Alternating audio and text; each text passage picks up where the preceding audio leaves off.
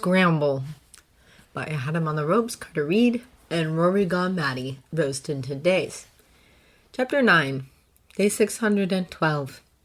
If Bruce was honest with himself, Clark's promise was empty and foolish, and his acceptance of such a promise even more so. Nothing, irregardless of Clark's word, would return to normal. Too much had changed. They had changed. Even with their best intentions, their dedication, their stubbornness, every exchange was tinged with Clark's brokenheartedness and Bruce's defiance. Even before Bruce saw Clark sobbing helplessly into Diana's shoulder after a team meeting at Watchtower, he knew there was no way things could go back to the way they were. Superhand's smiles were brittle, a far cry from the sun-drenched spectacle that had weakened Bruce's knees, and his tone a strained, forced chirpy. Even Arthur, who, it seemed, had decided to side with Batman over the debacle, couldn't control the flashes of pity that broke over his face at the sight of Clark desperately holding himself together. The feelings that Bruce had hoped would disappear only grew stronger with time, and the man finally realized that any hope of Clark moving on was gone. He was, after all, in love with his soulmate. His feelings had just come 20 months too late. But still, they pretended. They forced themselves into a pattern of pretense, mutually deciding that ignoring the problem was a lot better than addressing it. Luckily for Bruce, none of the lead tried to butt in, having learned from Diana's mistake that trying to make the Batman talk about feelings was a hopeless feat destined only for failure and drama. But even with their supposed neutrality in the affair, all but Arthur minimized their interactions with him, choosing instead to focus efforts on keeping Clark happy. Game nights, movies, breakfasts together, trips to the museums, or, in Barry's case, help on an article he was writing about crime lab efficiency. In a way, that made Bruce content, glad to see he would not have to step in and try and help Clark. Arthur, though, had commandeered most of the time Clark had once occupied, making jokes with Batman about Atlantis and asking for opinions on navigating Atlantean politics. The king, it seemed, had decided Bruce was the best person to teach him about how to be a leader. They'd even teamed up once outside of the League, when Penguin had tried to release toxic chemicals into the harbor. What, to pull some Gotham, of course, Batman. Arthur had taken offense at that, bursting out of the water with a bitch stare a mile wide, clearly furious at the notion of any water being poisoned. Penguin had jumped, startled, and brandished his umbrella at the king in defense. Arthur had turned to Bruce. "Your villains are weird." Then he'd punched Oswald in the face. Alfred had laughed at the thought when Bruce recounted the tale later, his mentor clearly approving of the newfound friendship between the King of Atlantis and the Bat of Gotham. Clark didn't know. It took a few weeks to notice, but jealous grew on Clark like a mold. His awkwardness with Bruce was unwavering, but his kindness towards Arthur was. His words became clipped, his smile became a frown, his gaze became accusing. Arthur had noticed, too, quietly asking Batman if they should reassure Clark nothing was going on. "It wouldn't be his business if it was," was the Bat's only reply. And that was that. Bruce understood on a basic level that Clark was experiencing what he had with Lois. The uncontrollable revulsion at another person that wasn't him linger a little too closely must have been like nails in Clark's skin, a feeling that would only grow with time.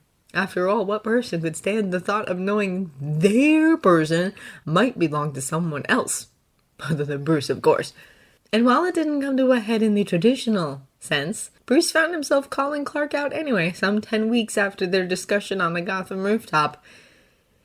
It had, in a way, been his own fault. Distracted at having to attend some ridiculous military Ferris aircraft gala later that evening, knowing that Clark and Hal were also going to be in attendance, he'd not been completely on point when battling a group of mercenaries who had somehow stumbled across both a stash of alien tech and a cache of kryptonite. Superman, vulnerable near the rock, was maintaining a perimeter and getting civilians out of harm's way while the rest of the League battled the group. The bat had almost been taken out by a well-aimed blast from whatever weapon thug number 6 had grabbed, when he was suddenly dragged out of the way by none other than Mr. Red, White, and Blue, who then promptly keeled over at proximity to the meteors, leaving Barry scrambling as he sped off to catch a civilian falling from a nearby bridge and gave the thugs the upper hand. Temporarily, of course. When they'd won and returned to the Tactu Watchtower for Victor to study, Bruce had laid into Clark, furious. "What was that?" he'd spat. "They fired at your head, B!" the alien exclaimed. "Even you can't take a hit like that?" "You abandoned your post," Bruce returned. "You left civilians unguarded. You left yourself vulnerable. I was trying to save you! And that's the problem," Bruce shouted back. "You promised me, Cal, that these feelings would not compromise the League. You promised. We cannot work together if this is what will happen." He'd left after that, not having the time nor inclination to get into a shouting match with the Man of Steel. Although now, looking across the ballroom at Clark in a $70 suit, recorder in one hand and a notebook shoved hazily into his back pocket, he wished he had. At least then he could avoid this. In a room bursting with the obscenely rich and plastically beautiful, Clark Kent stood out like a sore thumb.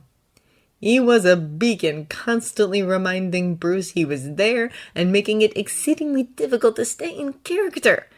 This was the first time, after all, that Brucey Wayne and Clark Kent had been in the same room with one another. And it seemed that the kryptonite knew that too. Hal, hovering just to the left, seemed content to split his time staring longingly after Carol Ferris or playing bodyguard for Cal. "Emotional support lantern," a voice in Bruce's head offered. After watering most of the plants in the room with booze, Bruce let his limbs loosen a little and stumbled to the bar, leaning heavily and calling, "Another, please, kind sir," to the bartender, who only rolled his eyes in response, walking off to fetch another of whatever champagne Bruce had spent his evening wasting. "Bruce Wayne," a familiar voice said from behind, a long shadow falling over him. "Yeah," Bruce replied, letting his words slur just a little before letting his gaze drag up and down in clear appreciation, because that's what Brucey would do. Internally, he was flailing. Would Clark, the man who claimed to love the Batman, see beneath the veneer that Bruce had spent so long crafting? Would he know, somehow? If not, why was he present? Now that Batman was uninterested, was the alien turning his gaze back to the one that the universe had said was his? There were a dozen questions burning through his skull, and it took every inch of his composure to keep his heart rate steady and his gaze hooded and lax, unfocused and leery rather than scrutinizing. The man flailed for a moment, clearly not expecting the billionaire to use bedroom ice. "I'm Clark Kent," he continued, glancing back towards Hal, who was watching him with an unnerving amount of attention.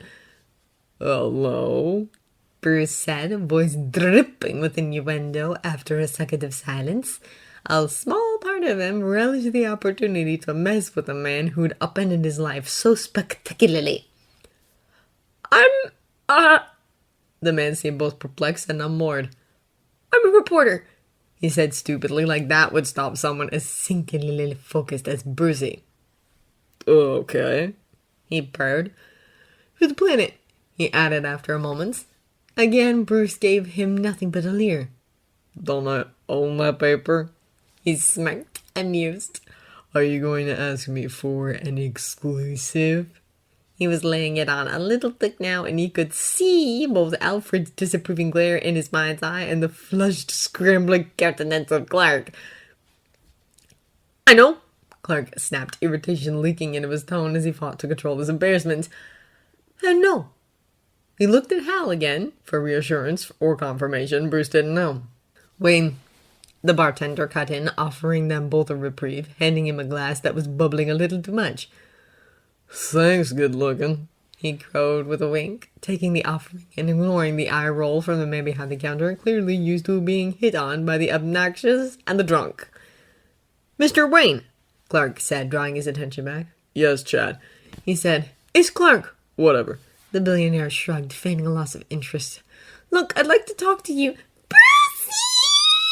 Came a squeal from across the room, followed closely by the sound of high heels on marble, and holy crap, Bruce had never been more grateful for an interruption before in his life. He didn't want to know what Clark wanted to say, and honestly, if the superhero had decided that now that wasn't an option Bruce was, he was going to claw out Cal's eyes with kryptonite. Because no! Just no! He found he suddenly had an armful of Miss Oklahoma, followed closely by Iowa. We were looking for you, they cried, voice pitching just a little into fake. I'm here. Bruce smiled, swallowing down the urge to retch at the smell of her perfume. He glanced back up at Clark, letting his face reflect the intentions of the two girls beside him, who would end the night in their own beds after a taxi takes them home because, sorry ladies, but you've had a few, and consent is sexy as fuck, don't you agree? The ladies come first, Lily Planet. He laughed, swaying into Clark's face and giving a leery smile before letting the two girls drag him away, missing the frown that was suddenly plastered across Clark's face. A frown that Hal immediately noticed as he sidled up beside him. You all right? Clark paused, unsure. Do you think Cyborg's offer to look into Wayne is still there? He murmured, eyes watching as Bruce stumbled through the crowd.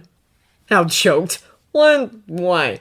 Dude's a dumb, sex-obsessed drunk. What more do you need to know? He snorted. Sorry, but you drew the short straw in the soulmate game. There was a moment of quiet where Clark turned to Hal, confusion and disbelief on his features. A drunk who didn't smell like he'd had a single drop of alcohol? Wait, I think, Clark murmured, that Bruce Wayne is a better actor than we think because Hal? Batman? He said, jerking his head towards the mess that was Brucey. Is stone cold sober.